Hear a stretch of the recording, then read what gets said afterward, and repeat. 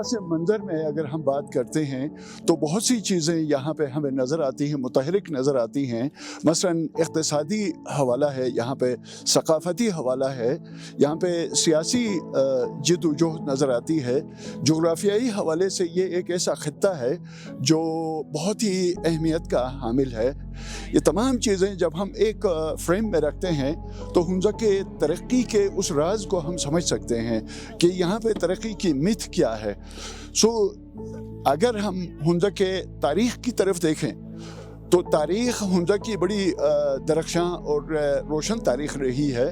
اس کی ایک وجہ یہاں ہماری اپنی ریاست تھی اور اس ریاست کو لوکل وزڈم ڈرائیو کرتی تھی۔ لوکل وزڈم میں وہ بہت سی چیزیں آتی تھیں جو صدیوں سے سینہ بے سینہ ذہن سے ذہن تک چیزیں پہنچتی تھیں، اور پھر وہ ایک ایسا حنزہ جس کے اندر ریاست ہے، اسٹیٹ ہیڈ ہے، وزیر ہے، ایک کابینہ ہے، اور اس کے اندر مقامی شعور رکھنے والے لوگ اس علاقے کی ترقی، تحفظ اور اس کے بہت سے اقتصادی حوالوں سے لوگ سوچتے تھے۔ آج کے حوالے سے ہم دیکھیں تو وہ بہت سی چیزیں اب ایملگمیٹ ہو گئی ہیں، مکس اپ ہو گئی ہیں، کیونکہ اب ہم ایک بہت بڑے معاشرے کا حصہ ہیں۔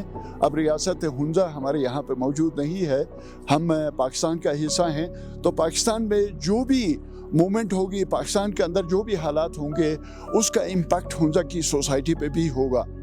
لہٰذا میں سمجھتا ہوں کہ یہاں کی ترقی کے حوالے سے اقتصادی حوالہ بہت ہی ویٹ رکھتا ہے کہ اقتصادی حوالے سے اگر ہم مضبوط ہیں تو ہم اپنے لیے ایک ایسا معاشرہ بنا سکتے ہیں جو فیوچر میں یا حال میں ترقی کی طرف جا سکتا ہے۔ سیاسی طور پر بھی یہاں پہ گہما گہمی پائی جاتی ہے، بہت سی پارٹیاں ہیں، انڈیویجول کچھ لوگوں کے خیالات بھی ہیں، اور اس کے ساتھ ساتھ سرکار کی طرف سے جو کام ہوتے ہیں ان کے اوپر بھی کچھ لوگوں کے حوالے بنتے ہیں۔ تو لہٰذا حنزہ اس وقت ایک ٹرانسفارمنگ ایپیسوڈ سے گزر رہا ہے۔ اس وقت کا حنزہ جب ہمارے آبا و اجداد یہاں پہ رہتے تھے، اور اب کا حنزہ جو بہت ہی جدید پڑھا لکھا حنزہ ہے، 95% 100% لٹریٹ سوسائٹی ہے، تو ظاہر ہے کہ اس سوسائٹی کے اپنی مانگ ہوگی، اپنی ضرورتیں ہوں گی، بالکل مختلف ہوں گی اس معاشرے سے جو کبھی یہاں پہ پایا جاتا تھا۔ تو لہٰذا آج کے حوالے سے اگر ہم دیکھیں، ترقی کے زمرے میں دیکھیں تو بہت سی باتیں یہاں پہ ہمیں نظر آتی ہیں۔ اقتصادی حوالہ ہے، سیاسی حوالہ ہے، کلچر ہے، ثقافت کے حوالے سے بہت سی چیزیں، جیسے کہ جس جگہ ہم یہاں پہ بیٹھے ہیں یہ صدیوں پرانی ہماری ثقافت ہے جس کو دیکھنے کے لیے پاکستان بھر سے اور دنیا بھر سے لوگ آتے ہیں۔ تو یہ وہ عوامل ہیں جو کسی معاشرے کو ترقی کرنے یا ٹرانسفارم ہونے کے لیے، جدیدیت کی طرف آنے کے لیے اس کی ذات راہ کے طور پر کام کرتے ہیں۔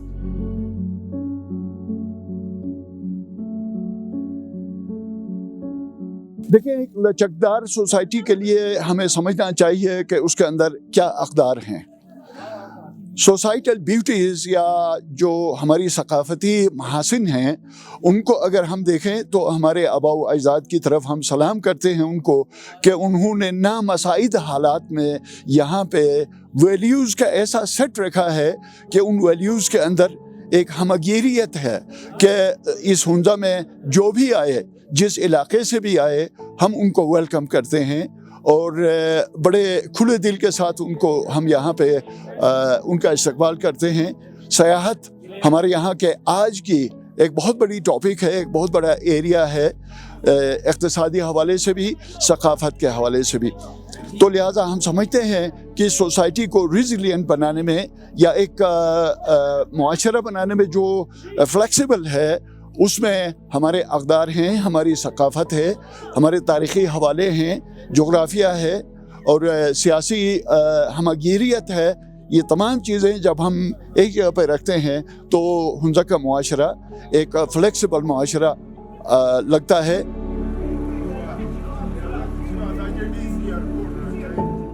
कैपिटलिज्म को तो खैर हम बाद में रख लेते हैं, अलबत्ता मैं समझता हूँ कि हमारे यहाँ पे बहुत कदीम ज़माने से बार्टर सिस्टम यानी एक सरहदी तिजारत का तस्वुर था कि लोग यहाँ मुख्तलिफ दर्रों से गुज़रते हुए रूस के इलाके में पहुँच जाते थे। रशियन जो पट्टी है हमारे साथ मिली हुई है वहाँ तक हमारे लोग पहुँचते थे, वहाँ से लाइव स्टॉक का होता था। फिर वहीं से लोग कशगर की तरफ निकल जाते थे और फिर वहाँ पे ये लोग कशगर की जो चाइनीज़ जो बर्तन हैं उस ज़माने में बहुत मशहूर थे और एक ब्रांडिंग थी जिसके घर में कशगर का बर्तन है बहुत ज़्यादा अहमियत होती थी। मोहल्ले में बात होती थी कि उनके घर में कशगर के शीशे और बर्तन आ गए हैं। वहाँ से जब हम यहाँ हुंज़ा पहुँचते हैं तो ऐसा है कि यहाँ पे बहुत बड़ी कोई मार्केट नहीं है, चंद दुकानें, मोहल्ले वाली दुकानें, छोटी दुकानें हैं जहाँ पे ज़रूरत की चीज़ें बहुत दूर से मंगवाई जाती थी, कश्मीर से और गिलगित से और मुख्तलिफ़ इलाक़ों से। तो ये एक बहुत ही एक कन्फाइंड सोसाइटी उस ज़माने में थी। लोग बार्टर सिस्टम को ज़्यादा फॉलो करते थे। मेरे पास लाइव स्टॉक है, आपके पास ग्रेन्स हैं, गल्ला है, गंदम है, या मेरे पास जो है वो घी है, बटर है, और फिर आगे बंदे के पास लकड़ी है, और फिर उजरतें भी इसी तरह से दी जाती थी।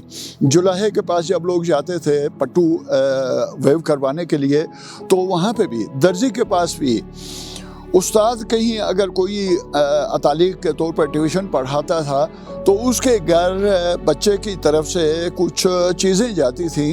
कैश सोसाइटी हमारे यहाँ पे नहीं थी। तारीख़ बताती है कि पहली दफ़ा हमारे यहाँ पे काशगर का सिक्का इस्तेमाल हुआ। कागज़ी सिक्के थे, फिर लोग कहते थे यम्बू भी होते थे, और वहाँ से ये सिलसिला आगे चलता है। फिर वक्त बदल जाता है, KKH, पाकिस्तान से हमारा इल्हाक़ और बहुत सी चीज़ें, गिलगित की आज़ादी, ये वो चीज़ें हैं जो रफ्ता रफ्ता हुंज़ा की सोसाइटी को मॉडर्नाइजेशन की तरफ रफ्ता रफ्ता ड्राइव करती है। यहाँ आते हुए बहुत आहिस्ता, बहुत ही हल्के पेस के साथ सोसाइटी आगे बढ़ रही है। लेकिन जो ही हम 2000 सदी को क्रॉस कर जाते हैं, एक बहुत बड़ी तब्दीली हमारे यहाँ पे महसूस होती है। ये तब्दीली है एक कमर्शियल लस्ट का, एक लालच आ रही है लोगों में। बड़े मकान बन रहे हैं, गाड़ियाँ आ रही हैं, क्लास सिस्टम बन रहा है। यानी वो लोग जो किसी ज़माने में एक ही पहनावा रखते थे, एक ही खाना होता था, एक जैसा अंदाज़ ज़िंदगी गुजारने का, वो ये फार्मिंग सोसाइटी, किसी के पास बैल है, किसी के पास गाय है, बहुत अमीर है तो घोड़ा रखा हुआ है ट्रांसपोर्टेशन के लिए। तो ये वो लोग हैं हुंज़ा वाले जो 2000 से पहले या 1960 से पहले, 1950 से पहले ये रफ्तार थी हमारी सोसाइटी की।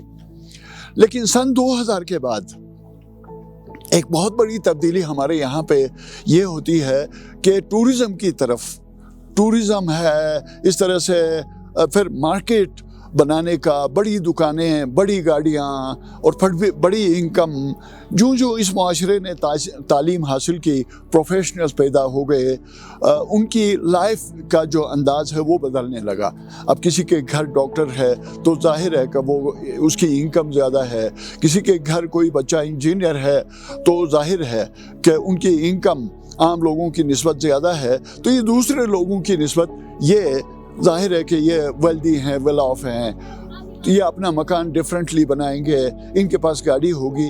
तो ये देखा देखी में बहुत से लोग फिर उस काफ़िले में शामिल हो गए और फिर हमारी तरफ आते हैं, इस दौर की तरफ जब यहाँ पे एक ख़त्म न होने वाली लालच, भाई भाई से जुदा, बहन बहन से एक शाकी है, और इस तरह से जायदादों का मसला। फिर हम एक ऐसे क्रिटिकल दौर में आते हैं जब रिश्ते, नाते, रिलेशंस, एक वार्मथ, एक दूसरे के लिए जो एक वार्मथ है, एक गर्मी है, जज्बात में खुलूस है, वो ठंडा होता हुआ नज़र आता है। तो अब मुकाबले का दौर, اب ایک دوسرے سے آگے بڑھنے کا دور۔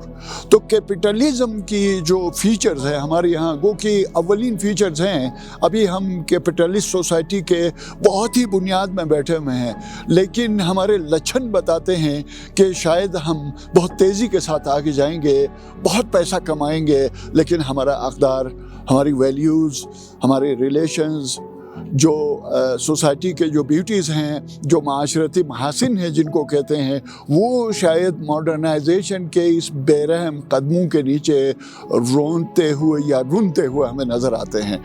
اس میں ایک فکر ہے، جس خوبصورتی نے، معاشرتی خوبصورتی نے، جن اقدار نے ہنزہ کو ہنزہ بنایا تھا، ہنزہ بین الاقوامی سطح پر ایک پرامن سوسائٹی، ایک بہت ہی ویلکمنگ سوسائٹی تھی، اب یہ سوسائٹی ایک ایسے دور کی طرف جا رہی ہے جہاں پہ بڑا فیکا پن محسوس ہو رہا ہے، رشتوں میں، گھروں میں، خاندانوں میں، مجلسوں میں، اداروں میں۔ تو یہ ایک لمحہ فکریہ ہے۔